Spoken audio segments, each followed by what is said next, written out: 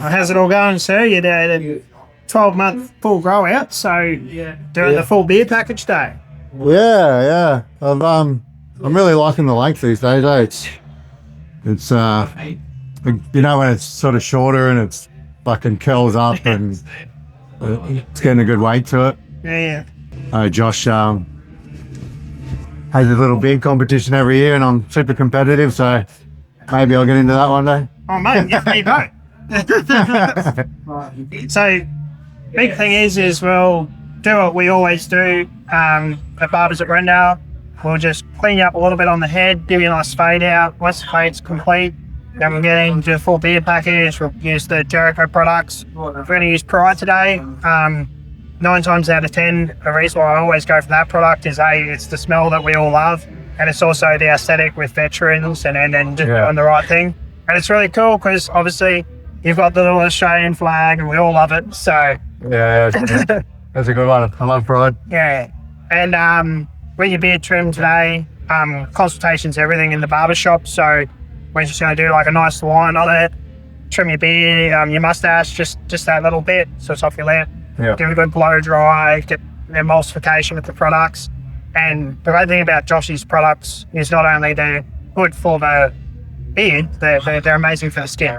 So I'm going to show you that today. You probably already know, but as a barber, I can really get into what the product's actually designed to do rather than just make you look good or smell nice. Beautiful. Sounds like a good plan? Sounds good. Awesome. So what have you been doing with your podcast lately? I kind of want to do the keep it going, like one a week, just forever, like not have any breaks. I look at really successful podcasts like Kill Tony and Joe Rogan and stuff. Yep. And they don't go on Christmas breaks and have months off and stuff. They just keep it consistent of always having that weekly episode release. Yeah, well, yours is such a bespoke podcast as well because you're mostly talking to the people that don't have voices, you know what I mean? So you're talking to the veterans and the people that aren't the ones that are normally talking, you know what I mean? So for me, when I've listened to your podcast, because we've got a customer that comes to this barbershop and I've listened to it quite a few times, it's amazing when you put the microphone in front of somebody that isn't naturally attuned to frequency or even talking. The 9 times out of 10, they're the best stories that they've ever been told. Yeah. So, I've got experience with my good friend, and his name's Ryan, and he does the One Talk podcast. And he loves doing entrepreneurial sessions with me, mostly because I'm authentic. Whereas he's going a lot of people, and authenticity, it's just the hardest thing to find these days. You know what I mean? So, yeah, 100%. And when you've got it, you know? Yeah, that's it. Raw truth, real stories, raw truth. Yeah. That's the kind of theme I go with. Well, the thing is there's a couple of other podcasts that we all know about, and obviously we know about Health Blokes and the other fellas and everything like that. And what makes them authentic or what makes them good is like those two blokes, for example, they're just a couple of miners and they literally just talk shit, put microphones in front of them. And at the end of the day, it's silly, but we love it because it's real. Yeah, that's it. And 100% just being themselves. Yeah.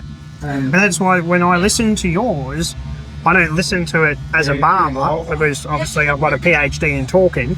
I listen to it as like a man that, will listen to the veteran, you know what I mean? So when a veteran opens himself up in a barber chair, which happens literally on a daily basis inside this barbershop in Little Brendale, you'll find a lot of barbers, we just shut the fuck up, because if a veteran's opening up, we all kind of know, okay, cool, he just talks, you know what I mean? Because he just wants to get something off his chest, that's what it is. And barbering is, for me, something that I'm passionate about because it's a safe place for people, a safe place for men, safe place for mums, safe place for old pensioners, like all the people.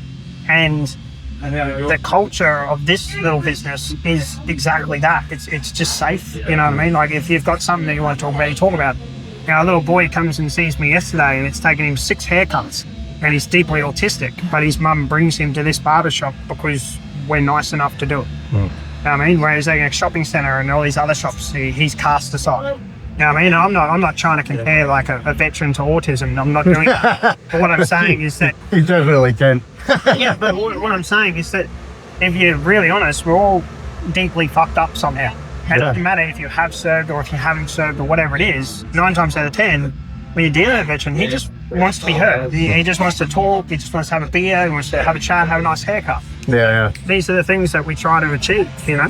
There's 2 things you said in there. One is with the barbershops. It used to be back in the days, right? It was the therapy. It was where men went for therapy. Yep. Before therapy was a thing that was accepted. Yeah. You just go down to the barbershop and talk shit and offload and talk about your marriage problems and your work troubles and whatever else is going on in life.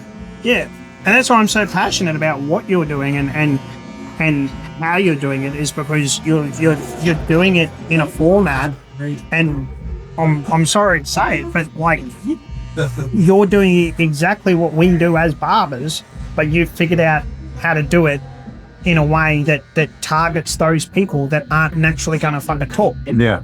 Okay, so that's me telling you the truth. I'm literally telling you as I see it. I'm like, you're getting these guys to talk, and I'm a barber that's been dealing with servicemen my whole life. That's a skill set in itself, motherfucker. You know what I mean? Like, I'm telling you this because I know this from first hand.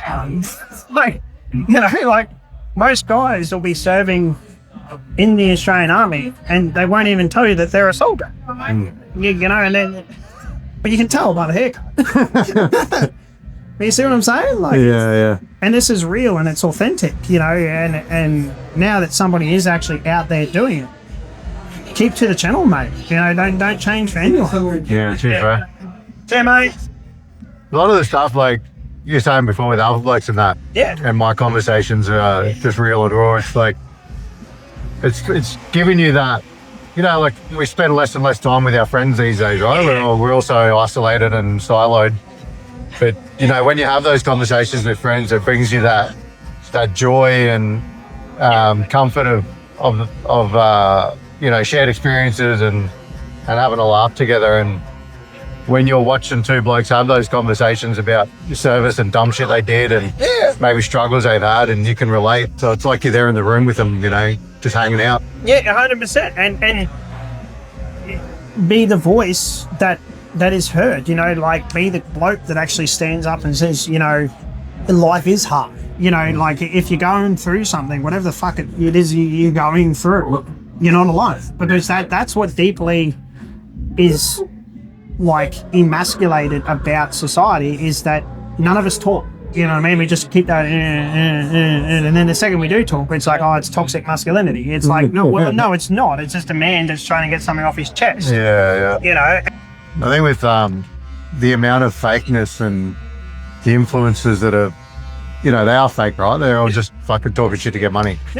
And the and AI fucking taking over everything. It's like having real authentic conversations is more important now than ever.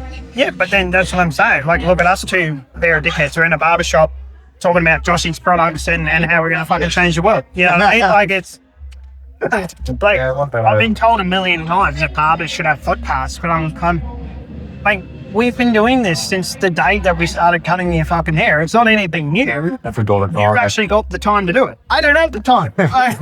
To set up a constant fucking 24/7 because camera. I'm already trying to change the world back. Like, I'm already doing it every day. You know, like, and that's the thing. It's like, I can't wait for our friends to see that we're smart enough to make this happen, because at the end of the day, this can be used as a podcast, it can be used as reels, you can use it however you want, because I'm open to it as a businessman. Like, if it creates positives for you, it creates positives for me, okay, cool, I'm sold. You know what I mean? It's not like, I don't care. Like, Yeah. you know, like, one of the amazing things that I do with like all the young kids from the boxing gym that I sponsor is, you sponsor them, you're down there, you're having the conversations, and I set up a barber chair once a year with all the kids' gloves done. People say to me, they go, it makes you all of this money. I'm like, man, I don't take one fucking dollar. Like, I go, whatever I get from it, like whatever I get, I just walk up to the owner, his name's Benny, and I go, there you go. And he just looks at me every time, and he's just like, yeah, you're a good guy. But like, it's why do we need like a fucking award for being wood? Like one of my best mates, Andy, owns Custom Lithium, and he's like a savant in this, and we need more people like Andy. Like, he just does shit because it's the right thing to fucking do. I'm like, I'm sorry, like, it's like he just does it and it's done. Like, you know, and he says to me all the time, because I ask him, and he's sitting in this barber chair, and I ask him, and I go, what makes you do it? And he goes, well, my father was a popper, and he goes, I've seen it all. And at the end of the day, the world's a better place if we just, like, leave it a little bit better than the way that we found it. Like, yeah, 100%. Just be a good fucking human. Yeah, but like, it's The not, stuff that doesn't cost you anything doesn't. It's like you you know, because just make money a gatekeeper and fucking. yeah, No, I can't do that. Can't do that unless you pay me. It's like, it'll take you 5 minutes of your time. You do it. yeah, but it's like you being here today is costing you one motherfucking thing, right? It costs me exactly the same thing. It's our fucking time. Time. Right? Time is money. Yeah, like, is your time, is your money worth whatever the fuck it is we're doing right now? To me, it's worth it. Because what happens if this stupid conversation that we're having about literally nothing other than products, haircuts, and doing what we're trying to do, what if that saves someone's life? What if some motherfucker listens to it and goes, you know, I'm going to go down to that barbershop and have that chat, or I'm going to ring this guy, I'm going to have a chat. Yeah. Like, to me, that's a price I'm willing to pay every day of the week. Yeah, for sure. You know, Jericho Pride, beard conditioner, Beard conditioner. yeah. Oh, you just put it in fucking dry there. Yeah, well, you gotta do it the right way. So I'll show you all the bits and bobs. So get your hands like this, and you get it in. Right. The big reason why I'm doing it this way as a barber is you get a good application, right, and you really work it into the skin. And the whole reason is because then you're getting all of the bits and bobs of all of the natural things that, I don't know, the Pocahontases and Jericho have made. They maybe call themselves chemists or wizards, I don't know, whatever they do, but it's definitely something that if you work a product into the skin, and if you're in the shower at home, you can do this as a emulsification process. So this can either be done wet, dry, whatever you like, but the whole idea is that when it's in your skin and you've got it in the epidermis, it's going to start transferring and it's going to start making things better, right? So in this barbershop, that's what we do, right? And you unclip this a little bit, just lay your head back a little bit, and then the biggest thing with any product is just heat. And bring your beard in, you wrap it up like a little bit. Yeah.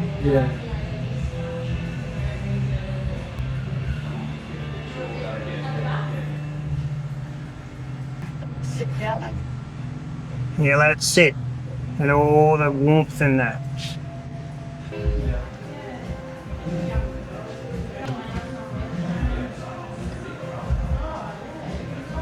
And the whole idea is you're doing what you do in the shower, but you're doing it in such a way that it allows for the emulsion process. Any emulsive nature, due to viscosity of natural oils, needs to be done with tempering of heat. That's what you do. The package that. Yeah. Well, you come here and you're going to get a beard trim, you get it done. So then what we do is use a blow dryer, high heat, low speed, and give it a good blow dryer. It's just something that I've just perfected over years and years and years of using the Jericho products. Sorry, Joshy, I don't know if it's right, I don't know if it's wrong. But when you're looking at this sort of stuff and you look at all the stuff that I've used over the years, every single bearded brand you can think of, this is literally the only product that does what you want it to do. How long have you been using Jericho for? Well, this is, what, Joshy's been around for, what, 5 years? The first time I got my hands on it would have been day one of his business, you know what I mean? I don't know when I got my hands on it, I just know that at some point I did and I've never looked back.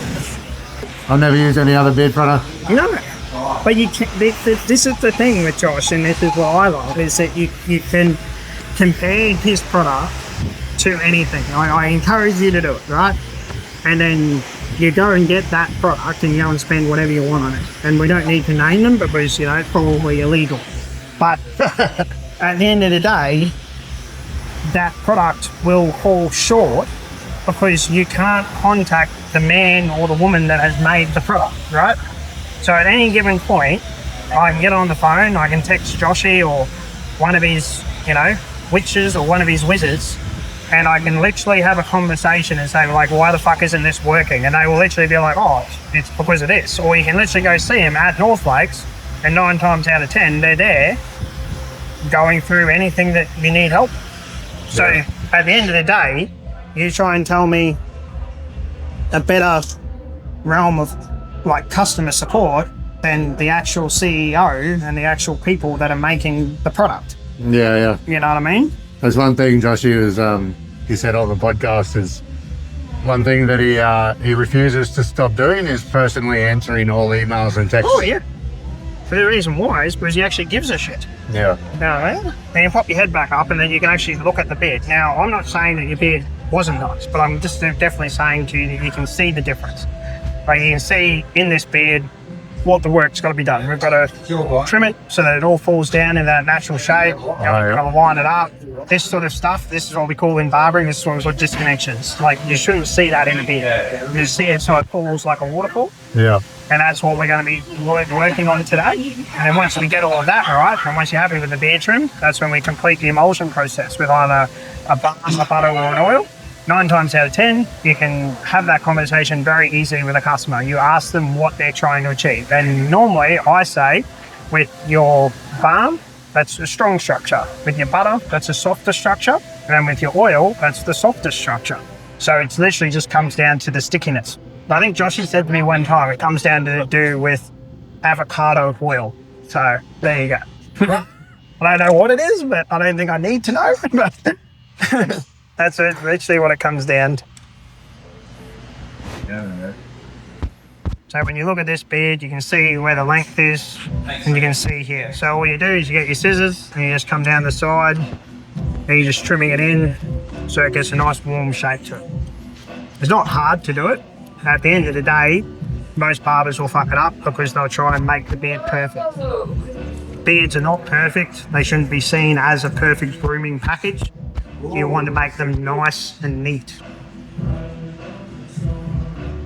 If you look at that, see the difference. Straight down, Yeah. We're not changing aesthetics. We're not making it shorter or longer. We're not doing anything. All we're doing is making it neater so that as it grows, it turns into a waterfall. Yeah. You know what I mean? Beautiful.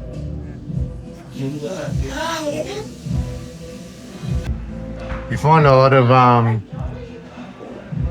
people with shorter beards come in, or is it mainly once you get a bit of length to it that people start to worry about a barber? The 2 big beards that you see in a barber shop is the start of your beard. So when guys first start growing and they get the itch, so they come into the barber shop and they're like, what the fuck do I do? You know what I mean? So I normally always tell them, get some balm, get a butter, and get the scrub.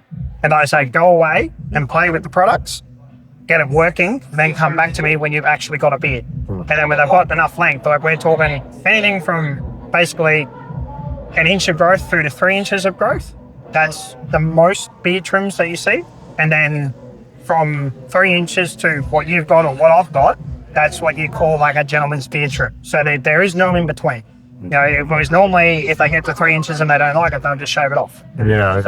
So you get that first bit, and then there's like this huge gap in the market, and then you get guys with beards. So like that's literally, you literally see there's a bloke beside us, and he's got a long beard like yourself, and that's literally happening right here beside you.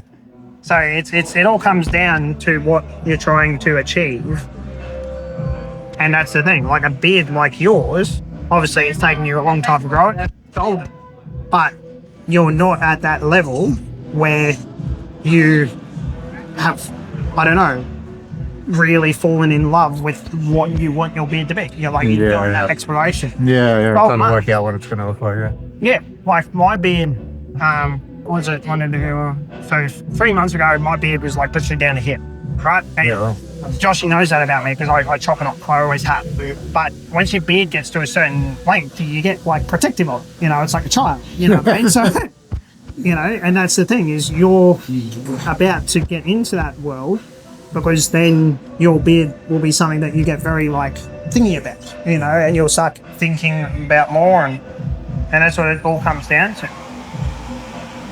That's the big part of beard trimming is that when you're trimming a man's beard, it's like you're playing with his child, so you be kind. You know, like it's... Don't go hacking and chopping things off. Yeah.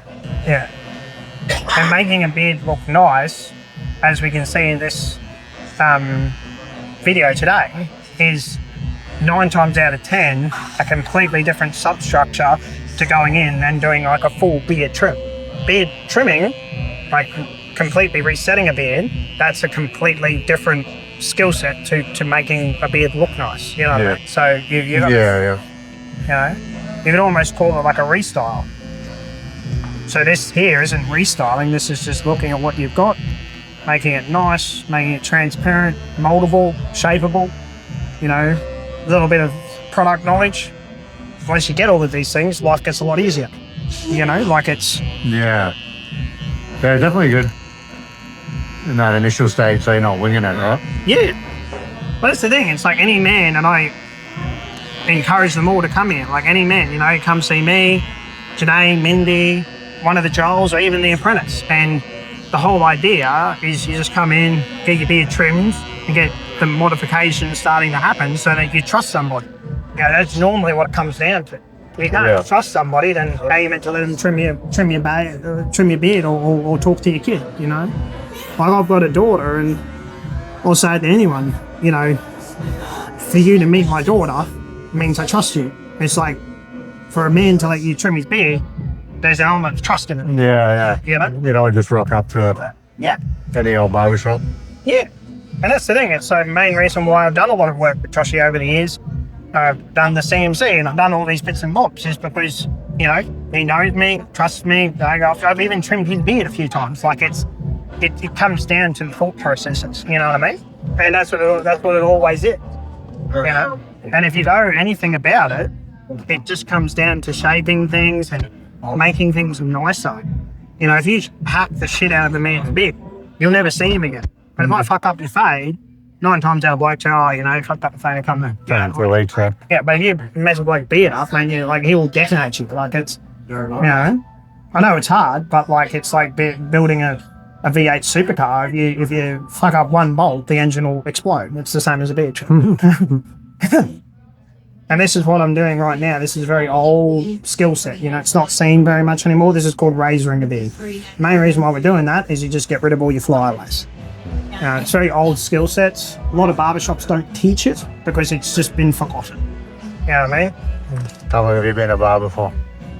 Professionally, we're clicking over, I think, the 13th year. But basically been cutting hair since I was a wee boy. You know, I used to do it with an old pair of dock shears, and like all my NRL teams and anything that I was doing as a kid, I was always doing strange or just stupid haircuts. So, but yeah, professionally is probably a much better number, you know, but like we're talking about all time, well, you can safely say there's 20 years of mucking around with big heads. Yeah, right. Lifelong passion.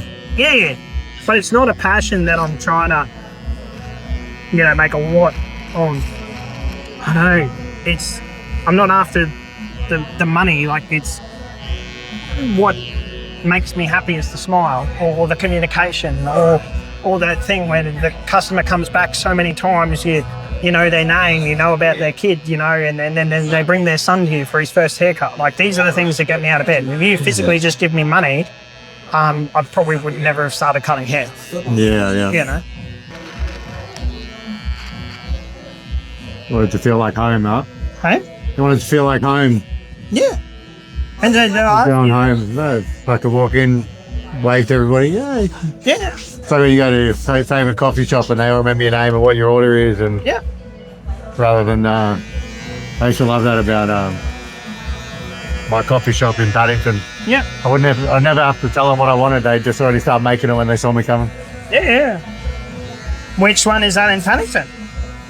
It was Merlot. Oh, yeah. Yeah. They are still pretty good, but the staff have turned over quite a few times since then. Yeah.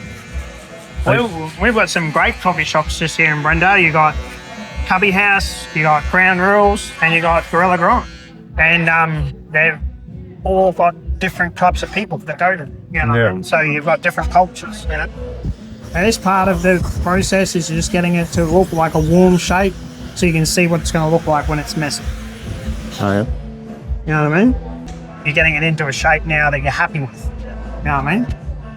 What you've created, as I say it is a very loose term, you create a waterfall. So you can imagine in barbering, or whatever we call it, it's this word that we use which is called graduation, right? So that means you start at one length and you get to this length. And then between these two lengths, there's all of these hairs. So you're cutting each hair a little bit longer. So that creates graduation or a waterfall. That's exactly what a beard trim should be. Yeah, when you first came in, you had very, very short hair into very long hair. So that is not a beard. Like, that is just long short.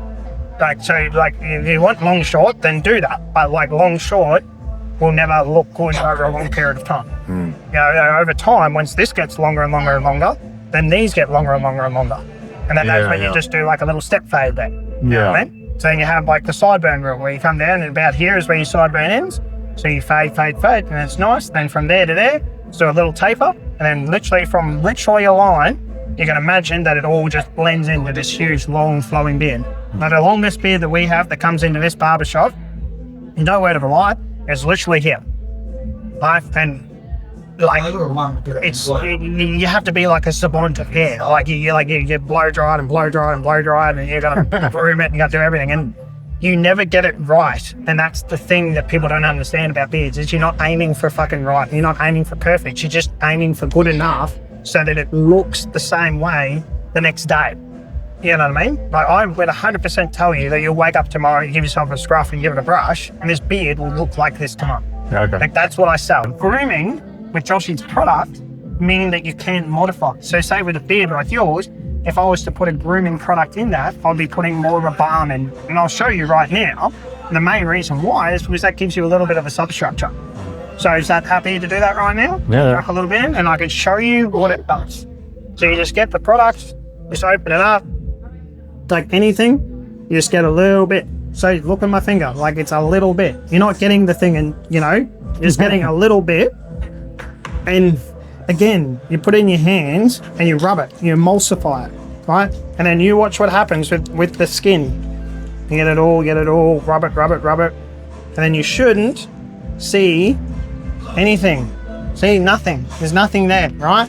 That's how you know it's working. It's warm. You get it in and you work it into the skin. Exactly the same as what we did, but instead of doing it with something that you're going to clean out, the whole entire purpose of this is you're leaving it in. And it creates the ability to emulsify and to hold a nice shape. See? Yeah, right.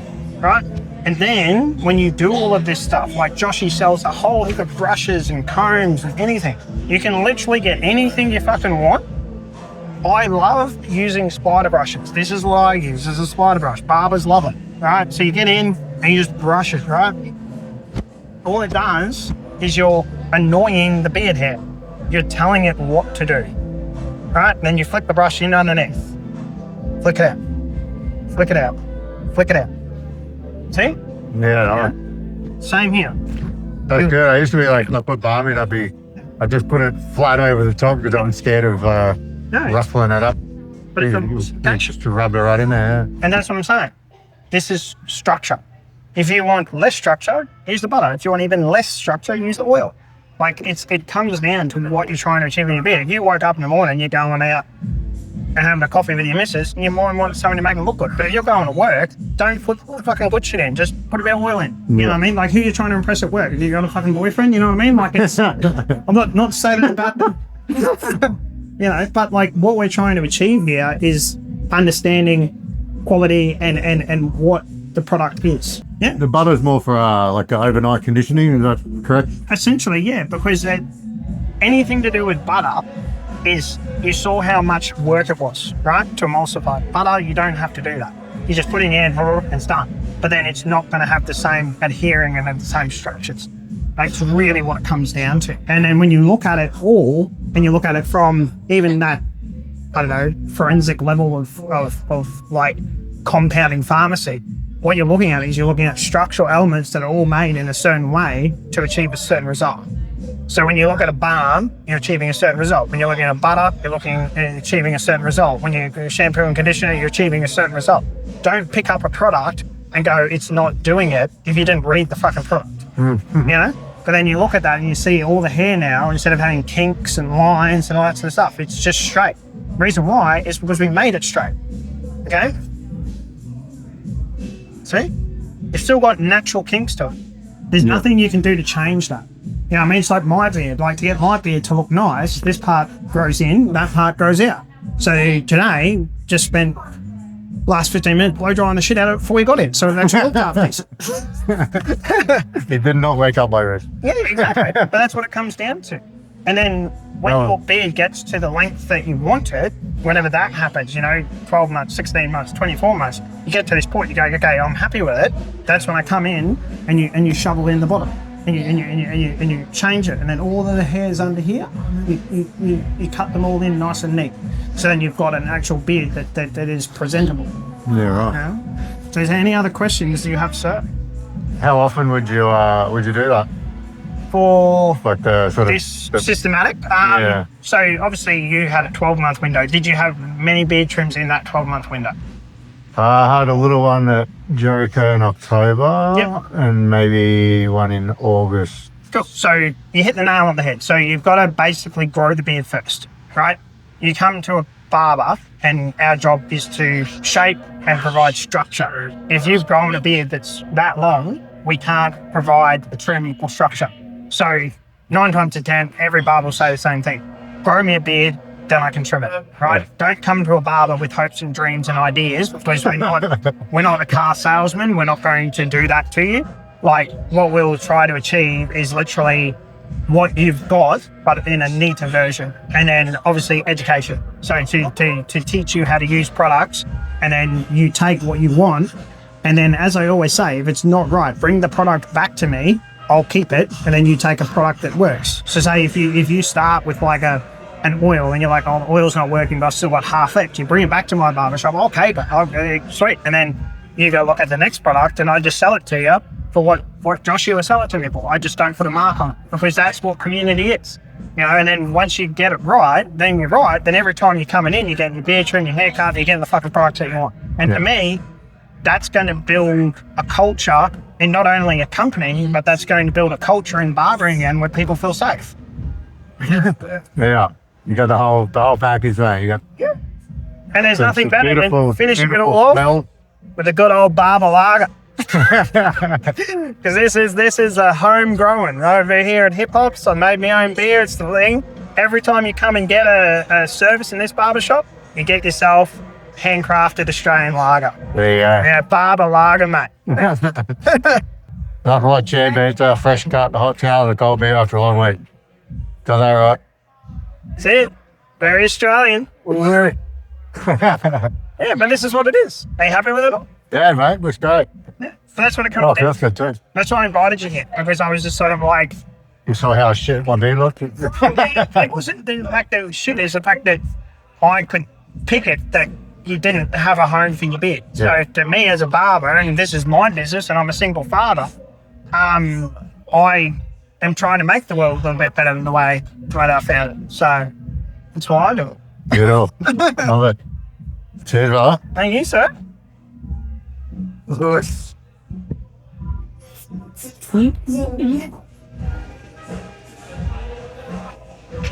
Pretty good. Thanks, mate. All right, it's awesome.